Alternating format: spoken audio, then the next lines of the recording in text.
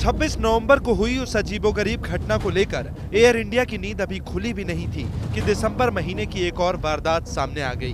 6 दिसंबर को भी पेरिस से दिल्ली आ रहे एयर इंडिया के विमान में नशे में एक यात्री ने महिला यात्री के ऊपर पेशाब कर दिया था। हालांकि पीड़ित महिला ने आरोपी पर केस दर्ज नहीं कराया था और दिल्ली में लिखित माफीनामे के बाद आरोपी को छोड़ दिया गया था।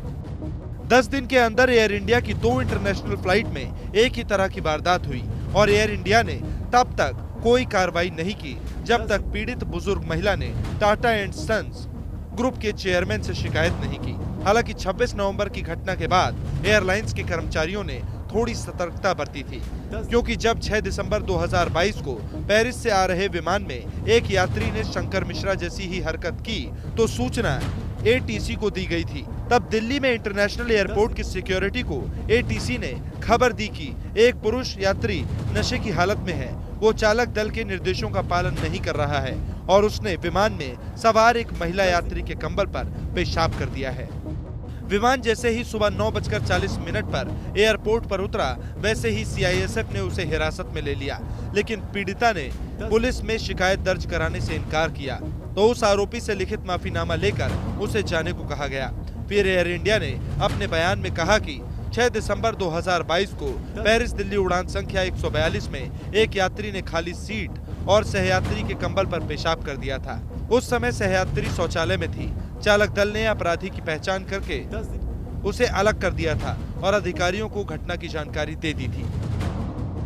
एयर इंडिया की उड़ानों और वो भी बिजनेस क्लास में हो रही इस तरह की घटनाओं को लेकर जब एयरलाइंस पर सवाल उठने लगे तो आज तक ने इसके नियमों की पड़ताल की। बिजनेस क्लास और फर्स्ट क्लास में अल्कोहल सर्व करने की तय सीमा नहीं है। ड्रिंक लेने वाले यात्री कब सुध खो बैठे, इस पर क्रू का कोई नियंत्रण नहीं। लाइट्स ऑफ होने के बाद बिना बुलाए क्रू किसी सीट पर नहीं जा सकता।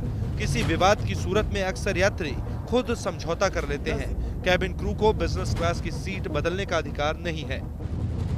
हमारे यहाँ मालूम है कि इस तरह से ऐसी हरकतें करके बचना आसान है, उन्हें लगता है कि कोई सजा नहीं है, पर ये बहुत अच्छा एक पॉइंट है। एविएशन जो रूल करती है बॉडी, वो पूरा वर्ल्ड की एक बॉडी रूल करती है और उनके जो लॉज हैं बड़े स्ट्रिक्ट हैं, तो मुझे लगता है इन पे उस तहत अगर कार्रवाई की जाएगी तो ज़्यादा इनके ऊपर कड़क रहेगी।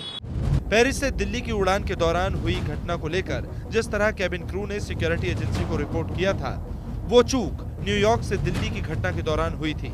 बुजुर्ग महिला पर पेशाब करने वाले शंकर मिश्रा के बारे में एयरलाइंस ने सिक्योरिटी एजेंसी को रिपोर्ट नहीं किया था, जबकि 2017 के सिविल एविएशन रिक्वायरमेंट रूल्स के मुताबिक ऐसे में बेकाबू यात्रियों के बारे में तुरंत सुरक्षा एजेंसियों को रिपोर्ट देनी जरूरी है।